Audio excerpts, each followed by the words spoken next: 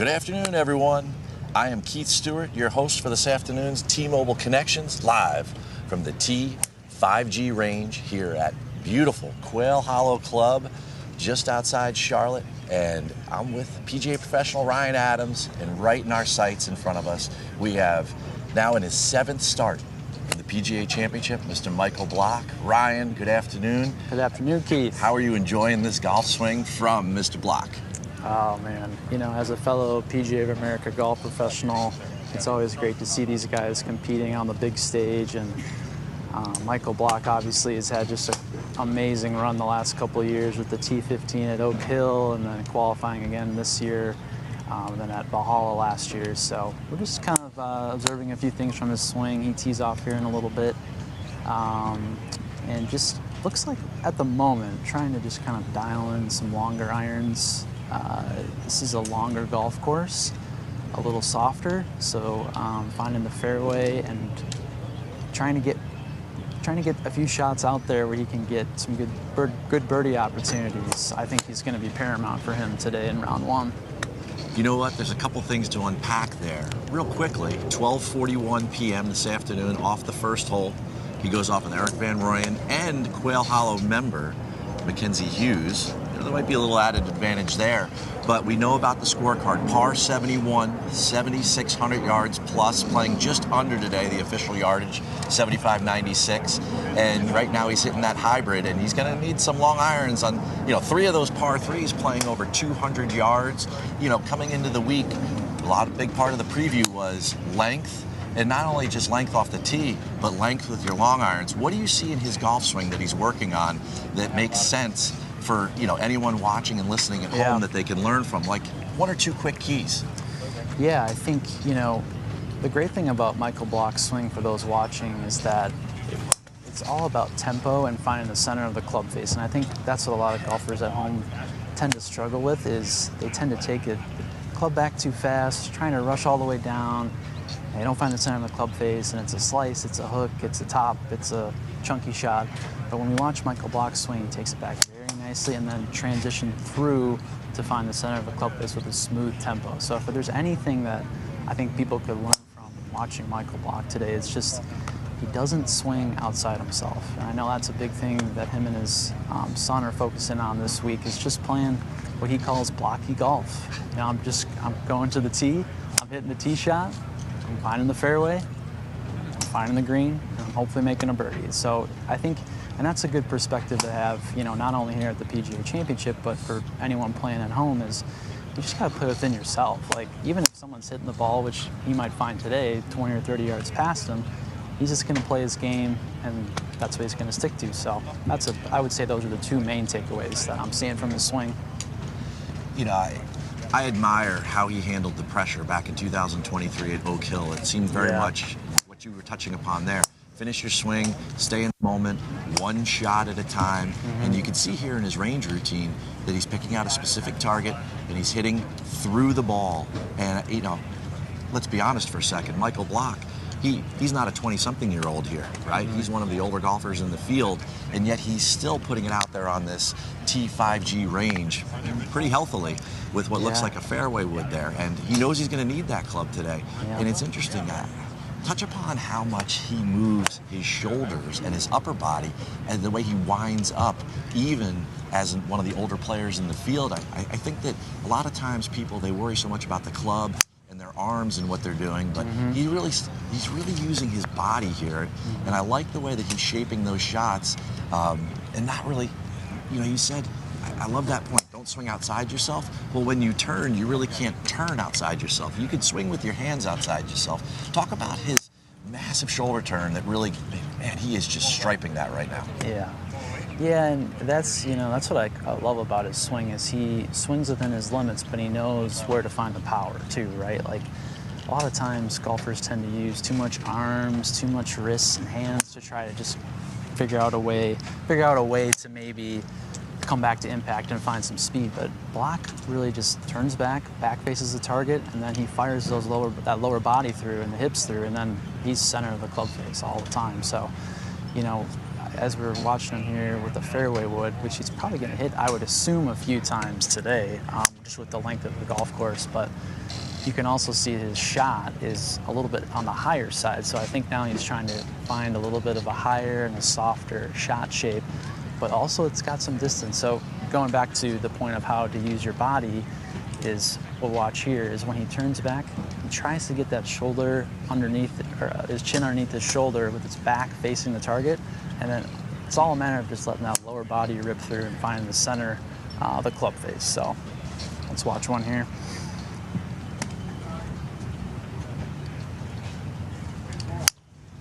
Yeah. I absolutely love the way he gets his back to the target at the top of his backswing.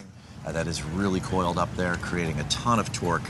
And he's going to need that today. And we've seen already with the conditions this week being a little bit on the softer side, that there's no doubt that he's going to need maximum carry distance out there. There's not going to be a lot of roll. We've already talked about a lot of the, there's 10 plus approach shots that he's going to face today, over 200 yards. Hit that ball pin high, and we've seen some bounce in the greens too. Sub-air systems trying him out. I mean, just an absolutely killer championship test right now. He's gonna need to control that trajectory and hit that ball high. Is there something about what he's doing? Well, here comes the driver, but was there something what he was doing in those last couple of swings that you noticed that allow him to hit the ball a little higher? We talked about the turn, we talked about the finish. Is there something that he's doing either in his setup or in his backswing that's getting him to launch it? I would say, he's probably trying to hit a little bit more of a left to right shot, and a left to right shot tends to float a little bit higher in there. You're trying to land it high and soft, start a little bit left to your target, and just let it teardrop down to the right. So I think from our angle, it looks like he's aiming a little bit to the left, and then just trying to hit a little bit of a cut. But you can see that there's a little bit of a softer finish there when he comes through, and he's not trying to rip through with his hands and release the club. That would kind of be more of a draw type of feel if you wanted to hit a draw, and he's actually coming more through just trying to square up at impact, and then also trying to just release high over that shoulder and play a little, almost like, it's really not too much of a fade, but it's just really straight and high. So one other thing, Keith, that I was thinking about while we're watching Block here is just the amount of experience he has the last couple of years in big time events. He's made, obviously the T15 finish at Oak Hill. He's played in multiple tour events. I have to think that he's going to lean on that experience throughout the first two rounds here at Quail Hollow and really try to dig deep and make the cut, because for these PGA of America golf professionals, that's really the goal number one, is to find the weekend and try and play alongside some of the best players in the world. So it's interesting that you went there, and I want to touch on a couple things there that I observe, which is, look at the economy of energy that he is kind of trying to preserve, because he knows it's going to be a long, hot afternoon out here in the Carolina sun. And people can learn from this at home. They get ready for their rounds at home, and they're just wailing on the golf ball, one after another, like a machine gun. And the fact of the matter is that he hits a shot, picks a target, right, makes a swing, then he takes a break. Right? It's warm down here, folks, and he puts a really good swing on it. Then he'll step away, then he'll, conserve some energy. He'll take a deep breath. We don't see that enough on the range as PGA professionals, where people are actually taking enough time between each swing to try to maybe preserve a little bit of energy. I mean, he's going to have a long afternoon with the other two guys out there in the hot sun on these greens, which are only going to get faster and more firm. He's really got to mentally and physically conserve some energy, and that's what I see right now out of him. And I tell you what, this driver right now, Ryan, stripe show. Look at that one right there. Yep. Yeah, no, and it is just right down the middle, really no curve left or right. And I will say too, that point that you brought up about the humidity, it kind of makes me think of Tiger Woods actually, where he actually always would prefer it to be a little hot and humid because it was easier on his body. So if you think about Block, a little bit of a veteran, here at the PGA Championship, his 7th appearance, he's been here before, but I feel like the humidity, it's hard to tell if it'll take it out of him a little bit, but at least it'll keep him nice and loose and doesn't have to worry about the cold morning that you might face at other places too. So. And you know what? We've been out here for a while with him, and he's definitely, there's a routine involved. And I think a lot of times when people do warm up for their rounds, that they don't have a routine. And even as we look towards different people on the range, right now we're jumping over to Cam Davis. You know, he is in the midst of hitting drivers as well. But everyone that's out here warming up for their 1 p.m. afternoon tee times in that range, they have all had such a very, like a very specific routine. And when you warm up, Ryan, like, what are one of the things that you try to do that makes your routine unique to you? Right. I actually have a pretty similar routine to Cam Davis, where I take a few practice swings just left of the golf ball and then step behind it and just try to see my shot, visualize my shot, because that's the most important thing once you're over the ball. Is you can't be thinking about, oh, I got to get more wrist hinge here, I got to tweak my lower body to make it work. You're just trying to visualize what type of shot I'm about to hit. And he just hit a nice little fade, a little bit lower of a flight, but plenty of distance. And he's one of the longer players on tour. So, yeah, I think, as we're watching Cam Davis here get warmed up, you can see that right now on the range, he's trying to find the right feels, but then he just slowly gets into longer practice swings, steps behind the ball. I'm going to envision this little fade that I just hit 30 seconds ago, because that's the shot that I'm working with today. I'm not going to try to force a draw. I'm not going to try to force a high ball or a low ball. I'm playing the fade, little 5-yard fade, and that's where we're going with today. Now, one of the things I notice out here on this T5G range is all of these beautiful flags. The white and the pink are popping like this, I guess magenta, right? That's right.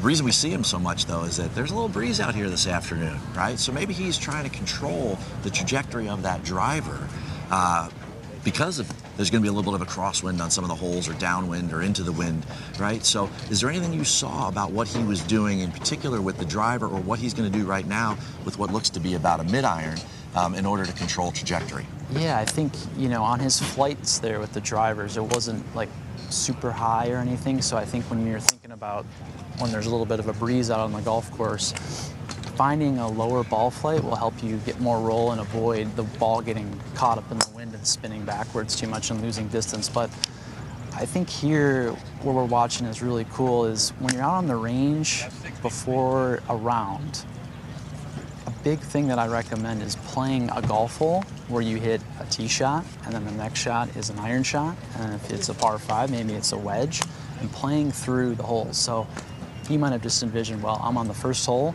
I'm hitting a little bit of a fade, and now I'm in the middle of the fairway, and I'm going to hit this far of a shot with my X iron, right?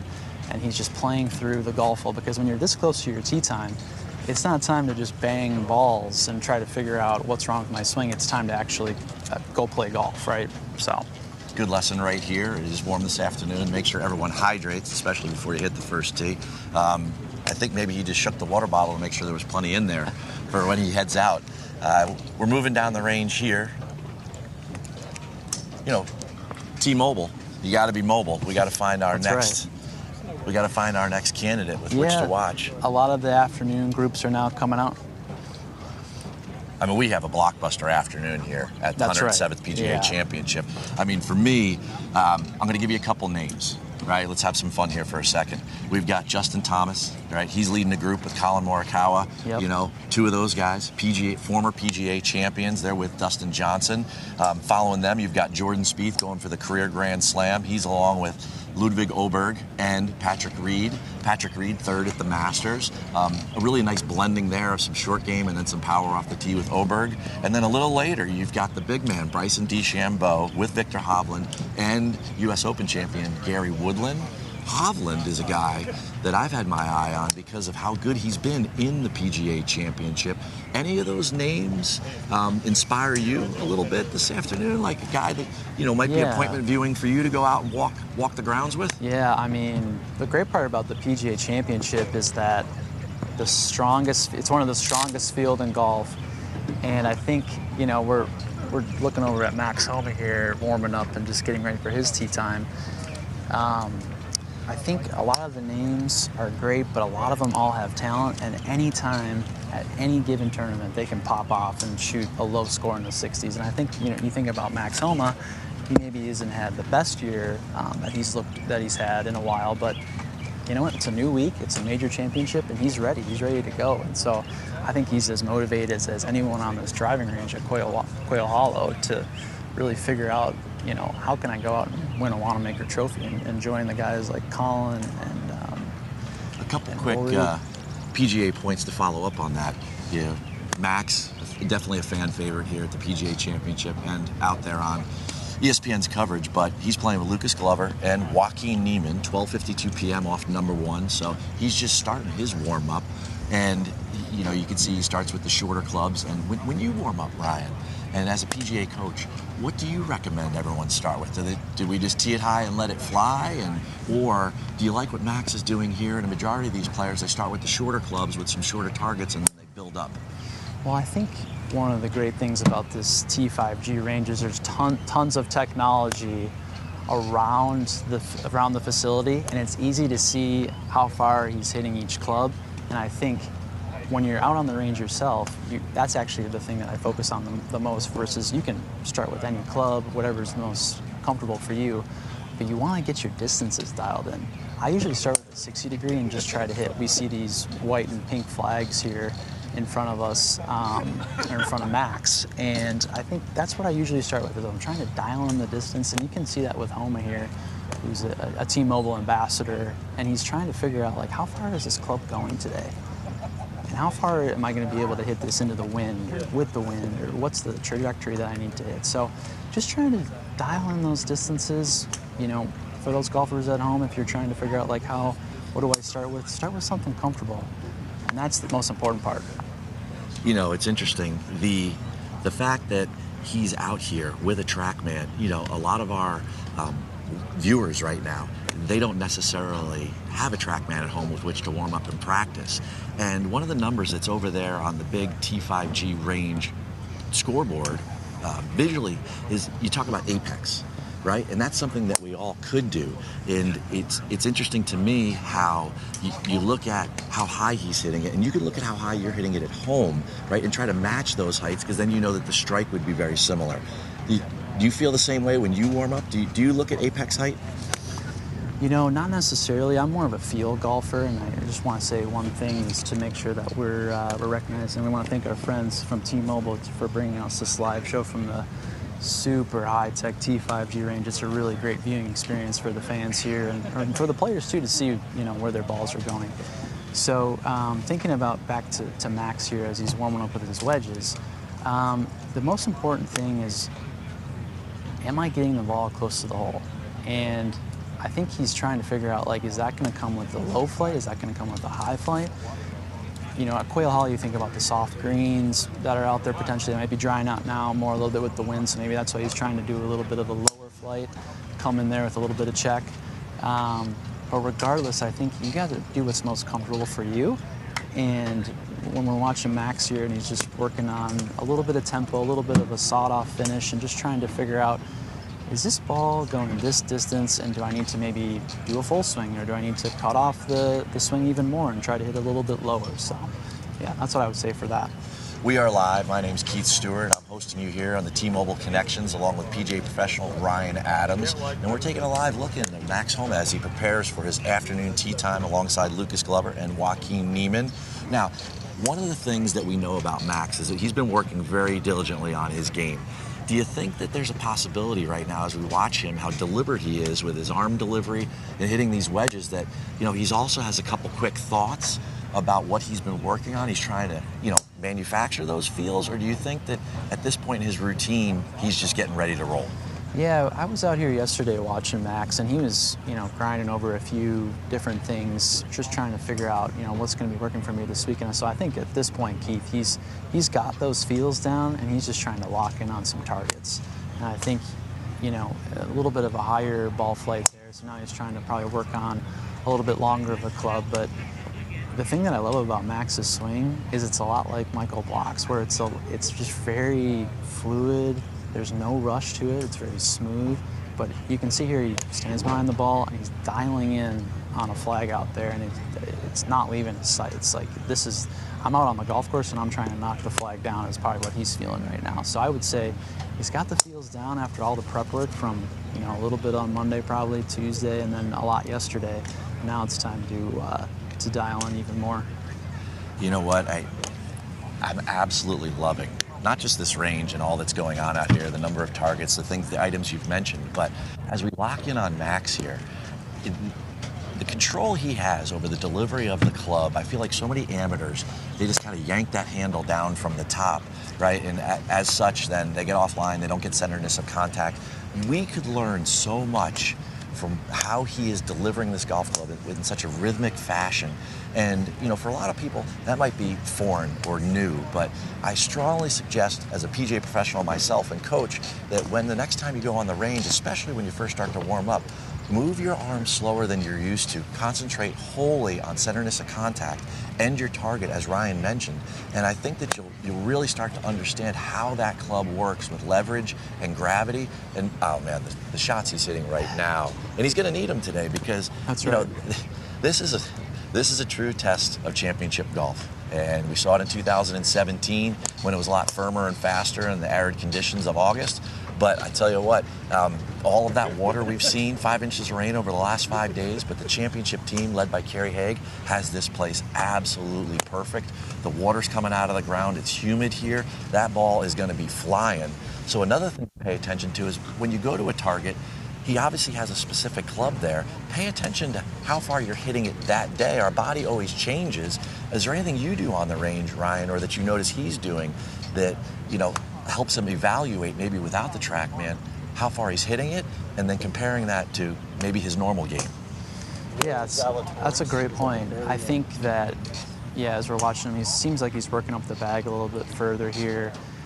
I think the most important thing as you go through your practice session on a range and you're just slowly kind of trying to build that momentum and build that feel all the way up to the longer clubs, it's not so much the takeaway or the am I getting my hands in the right place. It's more about using, we talked about this a little bit with Michael Block, is using those big muscles in the upper body, your shoulders, your chest, turning back, and then using the lower body and your hips and your glutes and trying to really fire through. So I think when you watch Max's swing, he's not really, you know, I'm not really focused on my wrist hinge, or I'm not really focused on making sure the club's in a perfect place on the backswing. I'm focused about making a good smooth tempo on my way back, making a big nice full body turn, and then I'm firing my lower body through. And I think the more you can simplify the delivery of a club to the ball, the easier golf gets for sure. So once again, we saw right there, because we have a live look-in right here on the T5G range for T-Mobile Connections this afternoon.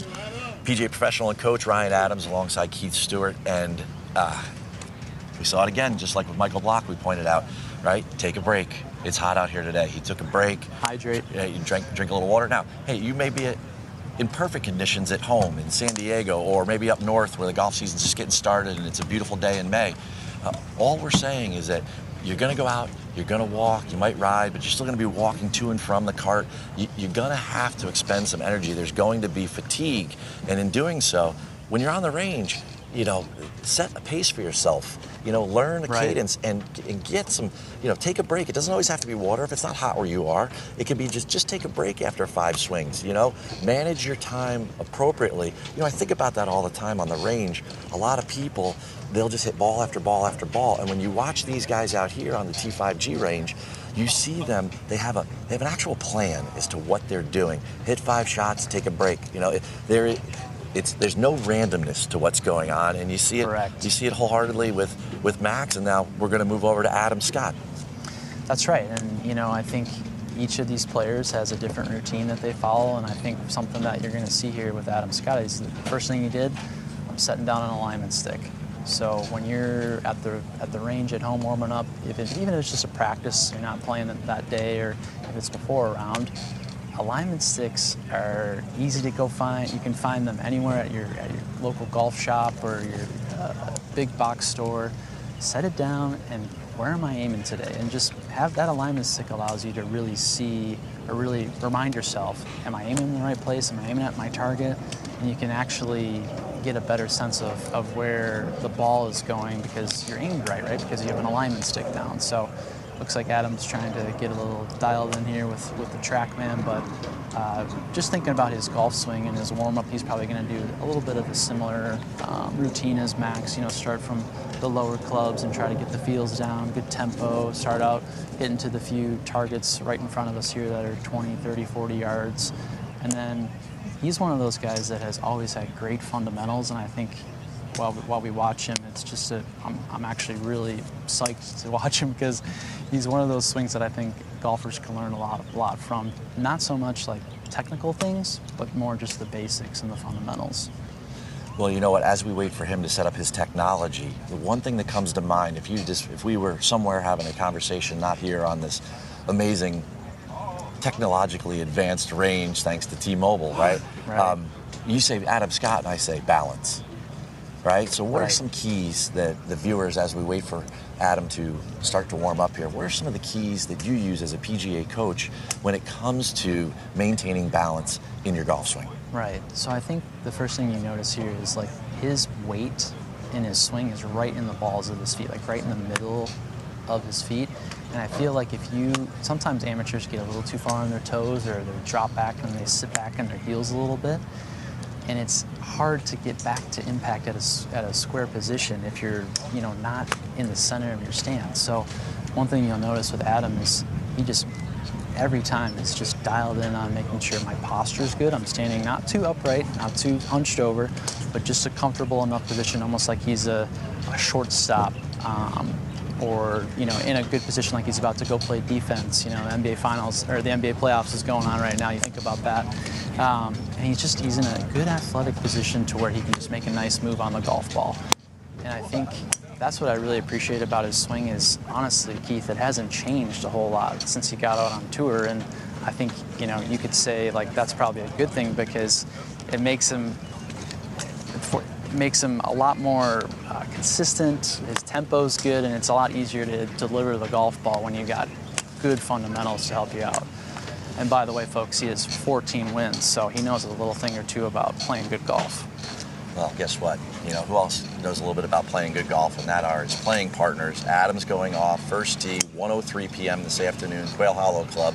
He'll be joined with Tyrrell Hatton and Will Zalatoris. Two other pretty good ball strikers. So, at 103, that would be one group that I'd want to walk along with if I wanted to learn a thing or two about how to stripe it off the tee, hit some long irons, and certainly try to score in and around these green complexes, which down here at the Quail Hollow Club are absolutely impeccable. I mean, the shape of this golf course is only rivaled by that of this practice area. It's unbelievable. Now, as Adam starts doing this, and you talk about an athletic stance and posture from the start, the folks that are watching at home, they can see this right down the line here. Should we be copying Adam's look, or, do you recommend that someone go see a PGA coach and then try to develop their own correct posture? But are there a couple principles maybe you could pass along if someone's at home and they want to stand up in front of the TV and try to test some things out here to develop their own posture, not necessarily Adam's? Yeah. Well, the point about going to see a PGA of America golf professional, a PGA coach, is I couldn't recommend that enough. They're the ones who can put you on film, put you on their software that they have, and actually see what your stance looks like, what your posture looks like, and you can actually know what am I doing wrong and what do I need to do right. But I think when you think about Adam Scott, like what I think about when I want to have good posture is I stand up straight, I put my hand into my hips, bend over, and then bend my knees just slightly, just so there's a little bit of flex. Not too much flex, because then you'll get, like I was saying earlier, into the backs of your feet. And you don't want not enough flex, because then you'll get on your toes. So if you just kind of hands into your hips, do a slight little knee bend, and you can see that with Adam. He's not like super flex, but he's just enough where he can make a good move back and a good move through. I think, if you can have those fundamentals set up where you got good posture, we talked a lot about posture and stance and balance, but grip too, right? Like a comfortable grip. And a PGA coach can help you out with that, because everyone's grip is unique to their golf swing. Adam Scott's grip is different from Keith's, and Keith's is different from mine. So we want to make sure that you're comfortable, because that's your only connection to the golf club too, is the grip. So once you got your grip down, you got your posture down, you got your balance down, then you can be confident enough to go and be like, okay, I got everything set up. There shouldn't be really much more I need to do to deliver the club in a square position back to the golf ball. So And he's doing that like repeatedly right now. So. So we're not on camera here. We are right behind Adam Scott, looking down the line, and myself, Keith Stewart, PGA professional, alongside Ryan Adams, another PGA coach. And folks, if you're at home and you find any of this addictive like we do, and you're standing up trying to mimic what Adam's doing because he's had one of the most picturesque swings on the PGA Tour for about 25 years, you're not the only one. I'm standing next to Ryan, and as he was going through the whole description, I was just loving this. As a golf geek myself, I was loving watching Ryan get into his own posture to try to explain it, right? So if you are on the couch or in your office right now, at home, maybe not at work if you're in a common place, but we fully recommend that you get up and you test out some of these things. Maybe go grab a club, grip down on it so you don't put any holes in the ceiling. But I mean, these guys are inspiring right now with what they're doing and warming up, and I can't wait to walk with them for the rest of the day and continue to cover the golf. Right. Yeah, totally. And we're just kind of moving a little bit around here on the range, folks. It's an afternoon at Quail Hollow. It's a warm one. It's humid, but we're going to stop here at Collin Morikawa, who's a former PGA champion, and warming up here on the left side of the T5G range. And Keith, one of the things that I've always loved about Morikawa's swing is that he commits to that left to right cut, and I think, you know, he's tried the draw from time to time. It works sometimes, but him and his PGA coach, Dr. Rick Sessenhaus, who's right behind him there in the blue hat, they are committed to making sure that that swing stays dialed in and that he's confident in his abilities to pull that cut off, no matter what kind of conditions he's facing. If it's a little windier, if it's, you know, a hot and humid day, the cut is going to stay the same no matter where he's at. So, yeah, there's no doubt about that, and I think the big part of that has to do with PGA coach Rich Sessinghaus that works with him. He also works on the mental side of the game with Collin. So not only are they working on the physical aspects of the full swing, but they are also working on the mental aspects as well. And I think one of the things that Rick loves to preach is the idea that swing your swing. And I know that sounds kind of hokey and very generic, but the point being is that what you touched upon and what I want to expand upon is that so many times people on the range, they have a left to right ball flight or they have a right to left ball flight. Then they go out on the golf course and they try to change it. Well, you are who you are when you're hitting it, and especially when you're warming up. And it's very interesting to watch these guys when they do warm up, not only their routines, the timing of all of it, but also how much they are dedicated to their ball flight and their swings themselves. Now, Collin has a very deliberate backswing, right? Now, let's say at home I'm somebody that likes to yoke the club away really quickly or whatever. Would you recommend, as a PGA coach, to go ahead and try to mimic Collin's backswing? Like, how do you think the effects of that would play out? Yeah, I think, you know, anytime you can replicate a tour player's motions and his moves is a good thing, but also remember that you don't need to do that because Collin's swing fits Collin's swing, and Ryan's swing fits Ryan's swing, and Keith's swing fits Keith's swing. So there are things, what we try to do as PGA coaches is, especially at stages like the PGA Championship, is here's what you're seeing on TV, and here's what you can use. You don't have to copy every move of Collin's swing, but here are some things that you can watch and then apply to your own golf swing that can help you. And so one of the things that I think is most important is the thing you could copy the most from Collin is solid takeaway on the backswing.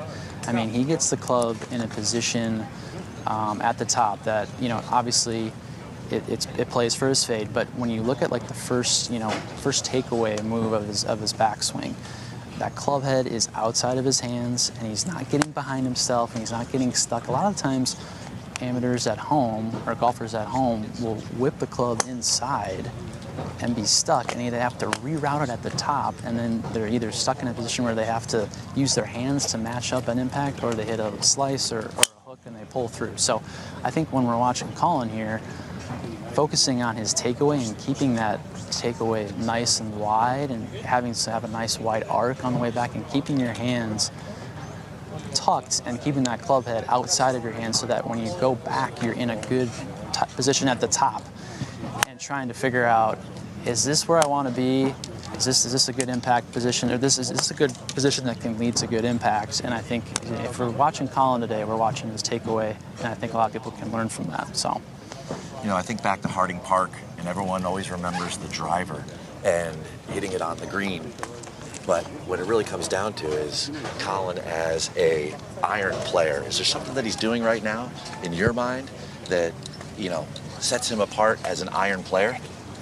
Yeah, and we're just moving around here, folks, to Hideki Matsuyama, who we'll be talking about next, but just Actually doing a live show. Finishing on Collin for a little bit. I think the best part about his swing is that he commits to it 100% too. And I think that anytime that, you know, we talked about the takeaway, but think about when you're watching Collin today, you'll see that he finishes completely on each swing too. And a lot of times people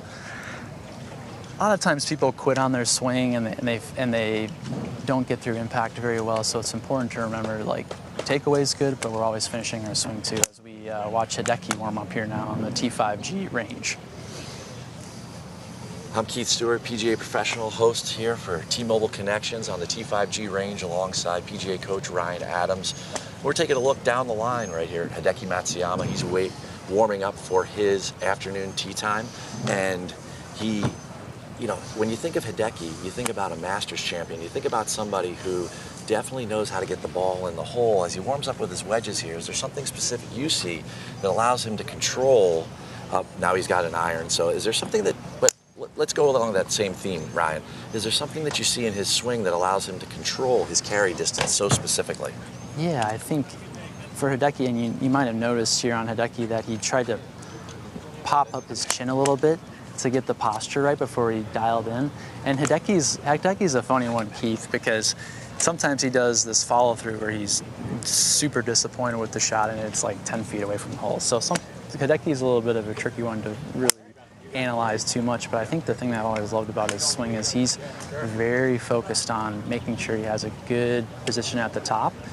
And you'll notice, you know, on the backswing here that he pauses actually a little bit on the top too. So I think that gets him in a good position to deliver the club head and make crisp contact every time, especially with those longer irons. So, you know, speaking of the longer irons and long distance right here, the cameras that we have today are wireless, and they're powered by T-Mobile's 5G technology.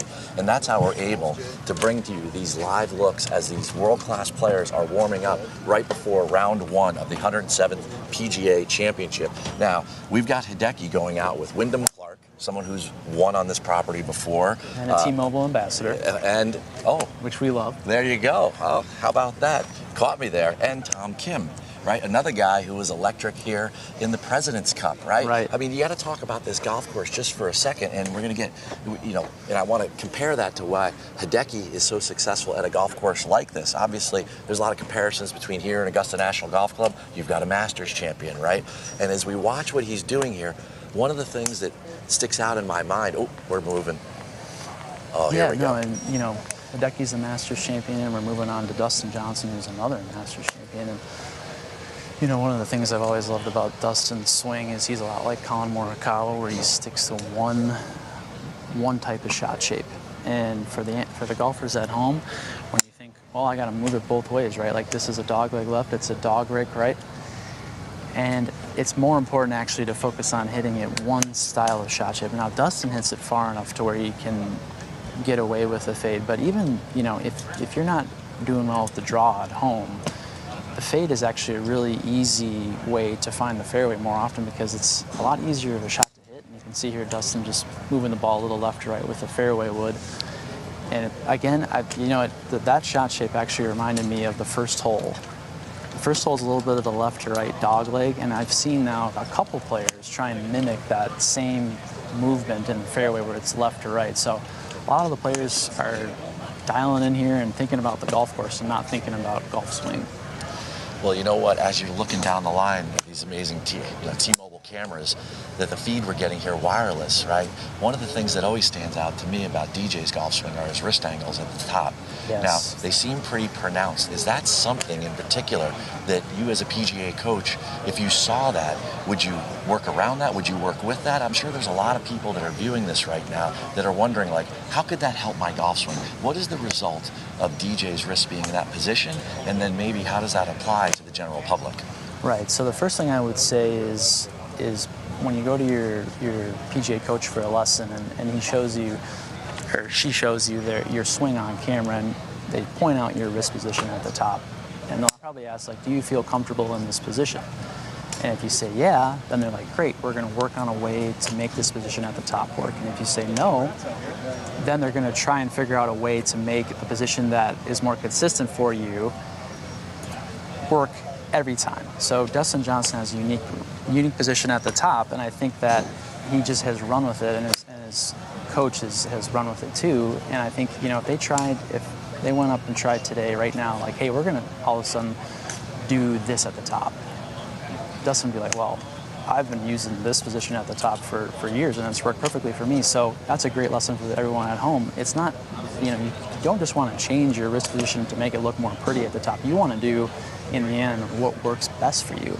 And Dustin Johnson is multi-time winner on the PGA Tour, Masters champion, obviously, as we've discussed, knows what he's doing with that position at the top, and I think he's run with it, and it's proven to be successful. So there are so many similarities here in the themes that we've talked about already today here on the T5G range for T-Mobile Connections, and you see it. You see the weight as you could just drop a straight line down through that saddle, that white saddle in his shoe. You know, the balance that he has there to address the arm hang being vertical.